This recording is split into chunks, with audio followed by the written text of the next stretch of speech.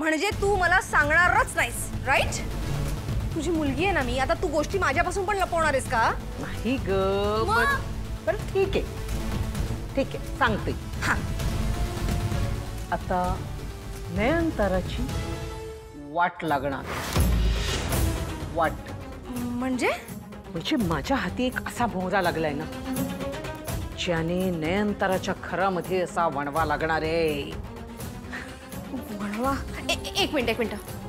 आता मला समजेल असं स्पष्ट बोलशील प्लीज? चरण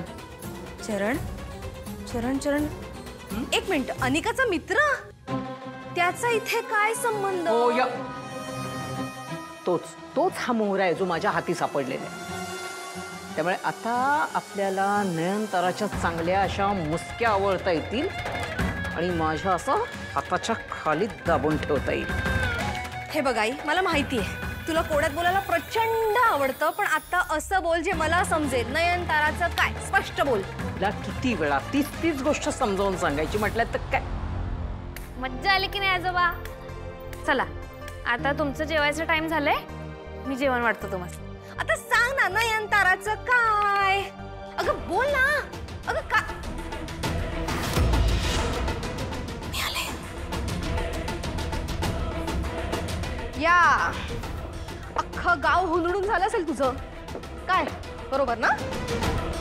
काय ग ए कमळे, काय हा? दादाला बाहेर फिरायला घेऊन जायचं, कोणाची आयडिया? काय चाललंय तुझं?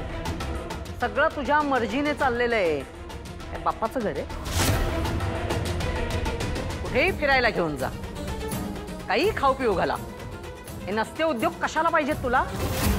अय कडू आजी, हे नसते उद्योग की नाही ऋषी सरांनी करायला सांगितलेलं.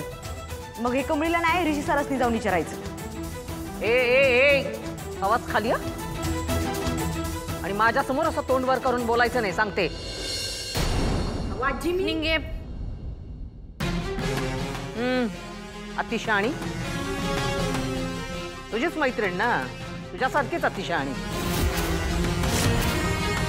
बरं झालं ना, दादाला फिरवून आणलायत ना, निघा ना. फिरवून झालेलं आहे, मग निघा. आता दरवाजा तिकडे बघा, का थांबायचं इथेच? रात्र झाली म्हणून. हा जेवायचं असेल ना? बरोबर. होय, म्हणजे जेवण करायचंय. खरं आमचं नाही, आजोबांचं करायचंय. ते अन्नपूर्ण आजींनी सांगितलंय की रात्री. आजींनी बरंच काय काय सांगितलं होतं तुला. फार काळजी